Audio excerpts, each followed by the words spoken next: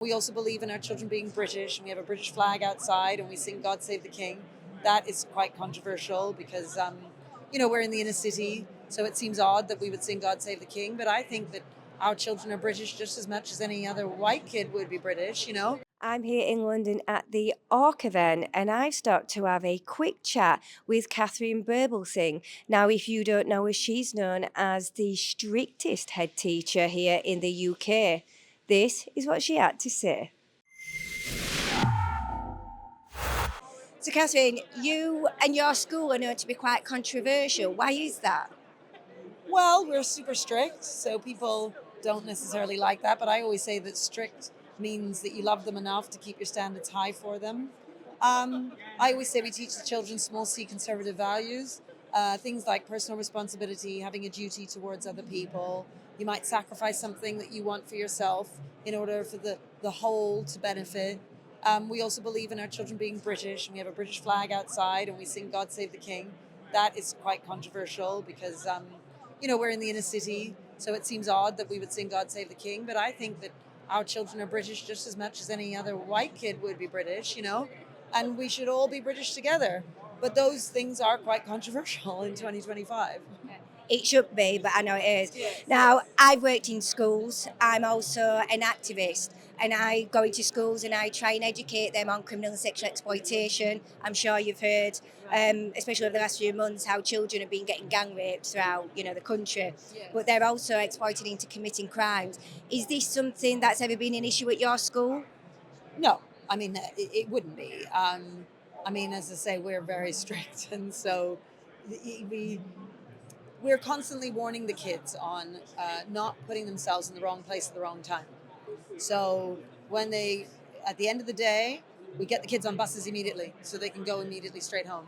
We strongly encourage the families not to give their children smartphones so that they're not accessing the web. Um, in a more lax environment, that's when kids end up pursuing routes out there that are really quite horrifying. And then parents don't know what's happening to their child, and it's just awful. And it's the kind of thing that I'm warning parents about all the time.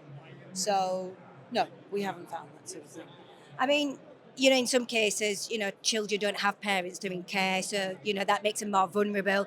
But what evidence has shown is that a lot of the children come from happy, ordinary families and they've been targeted simply for being in the wrong place at the wrong time. I was 14, I was at my local shop with a friend and I was targeted. It was just as simple as that. But what I've found when I'm going into schools is that teachers don't want to educate the children on things such as exploitation. Do you agree with that?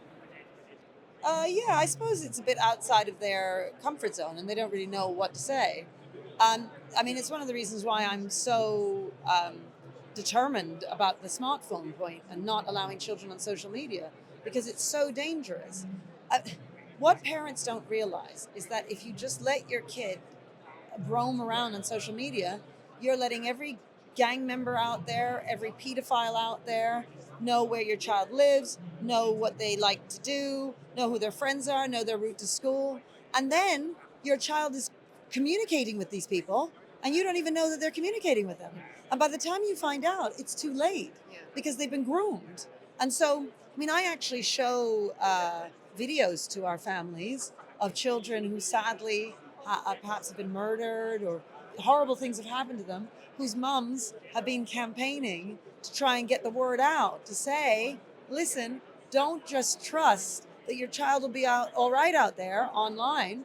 They're really not going to be that way. And you've got to be careful because they're children. They're vulnerable. They don't know. And they trust what adults tell them out there. And they're kids. They just don't know. And so we need to protect them. And I think that if the child were 6 years old, parents understand that. But when they're 13, 14, 15, people have this sense of, well, the child is grown up now. They're not grown up. They're still children. Yeah. What do you think the appropriate age is for a child to be on social media? Oh, well, I say 16, but I really think it should be older. Frankly, I think some adults shouldn't even be on social media, to be fair. this is it. This is it. So, but I say 16. I'm campaigning all the time. Have been for many years. I'm really pleased because nowadays I'm seeing more and more parents get involved in that. There are parent groups that have set up now campaigning for something similar. 5, 6 years ago when I was campaigning for this, people thought I was a bit of a lunatic, whereas now people are saying, well, maybe she knew what she was talking about. So I'm pleased about that. It is, but even at 16, it's dangerous. Like I say, every predator out there knows everything they need to know about your child. I mean, they know more about your child than you do. Yeah. Like, There was one boy in Sheffield, only 15 years old. He has been murdered. He was killed with a knife. Yeah, I won't go into detail. Obviously, it's live investigation. But a lot of people are concerned and asking, are our children safe in schools? Another case just a week after, a primary child took a knife into school. Are kids safe? well, no, clearly. um, and teachers have been saying this for many years, you know. Uh, but what people don't understand is that it's the culture of society that is disintegrating that then ends up with the extreme situations of a knife being brought into school. Um, and I mean, look, I suspect knives are happening all over the place. We only hear about it when somebody gets murdered, you know? Otherwise, you don't tend to hear about what's happening. Um, I know just from having worked in the inner city over the many 25 years, I've known of kids bringing weapons into school. They don't make it into the newspaper because nobody dies, you know? Um, it's, and why does that happen? Because kids want to rebel. Kids, some of the bad boys want to show that they're really bad. Um, if it's the case that everyone's uniform is a mess and people are badly behaved in the school anyway, to up their game, they have to bring a knife in.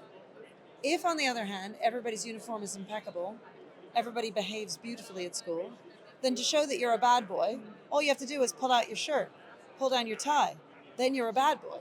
So, do you see what I mean? The Overton window moves when you allow all the little stuff to fall apart. They then have to bring the big stuff out to rebel. Whereas if the little stuff is tight, they only have to push the boat out a little bit on that and they can stand out for being bad. Yeah?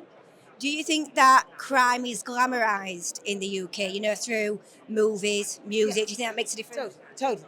But I mean, that has always been the case in a way, but it's more so now because everybody's online all the time. Once upon a time, you went out with your friends, you played football. Now nobody's doing that. They're just watching gore and nonsense online. And children are influenced by such things. If anybody in the government is watching this, is there a message that you'd like to say to them that would, help children in our country? Yeah, well, I mean, the education secretary, I'm trying to say to her and her team, the uniform point, they're not going to allow more than 3 branded items in uniform to happen anymore. They're cutting the freedoms that academies have. It is my absolute belief that over the years, knife crime will increase because of that decision. And people might listen to that and think, what? That sounds mad. It really isn't mad. You have to understand the power of culture, the power of the Overton window being moved, her restricting those freedoms where she thinks she's helping those poor kids and she's actually harming them. Thank you for your time. Have a good day. Thank you. Thank you for watching, and if you enjoy my journalism, then please head over to protectsammy.co.uk.